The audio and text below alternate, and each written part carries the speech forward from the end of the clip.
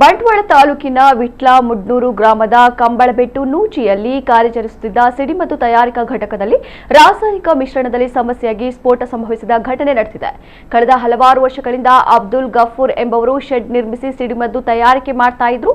ಈ ಘಟಕದಲ್ಲಿ ಸಿಡಿಮದ್ದಿಗೆ ಬೇಕಾದ ರಾಸಾಯನಿಕವನ್ನ ಮಿಶ್ರಣ ಮಾಡಿ ಕಾರ್ಮಿಕರು ಸಂಜೆಯ ಕಾಫಿ ಕುಡಿಯುವ ಸಲುವಾಗಿ ತೆರಳಿದ ಸಂದರ್ಭ ಏಕಾಏಕಿ ಘಟಕ ಸ್ಫೋಟಗೊಂಡಿದೆ. ಸ್ಫೋಟದ ತೀವ್ರತೆಗೆ 5 ಸೆಂಟ್ಸ್ ಜಾಗಕ್ಕೆ ಸಂಪೂರ್ಣ ಹಾನಿಯಾಗಿದೆ. ಆದರೆ ಯಾವುದೇ ಜೀವ ಹಾನಿಯಾಗಿಲ್ಲ.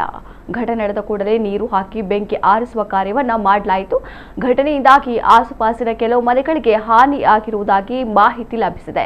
ಘಟನಾ ಸ್ಥಳಕ್ಕೆ ಕಂದಾಯ ನಿರೀಕ್ಷಕ ರವಿ, ವಿಟ್ಲ ಪೊಲೀಸ್ ಠಾಣೆಯ ಇನ್ಸ್ಪೆಕ್ಟರ್ ಪ್ರಕಾಶ್ ದೇವಾಡಿಗ, ವಿಟ್ಲ ಠಾಣಾ ಎಸ್ಐ ರಾಮಕೃಷ್ಣ ಹಾಗೂ ಸಿಬ್ಬಂದಿ ಭೇಟಿ ನೀಡಿ ಪರಿಶೀಲನೆ ನಡೆಸಿ ಮಾಹಿತಿ ಸಂಗ್ರಹಿಸಿದ್ದಾರೆ.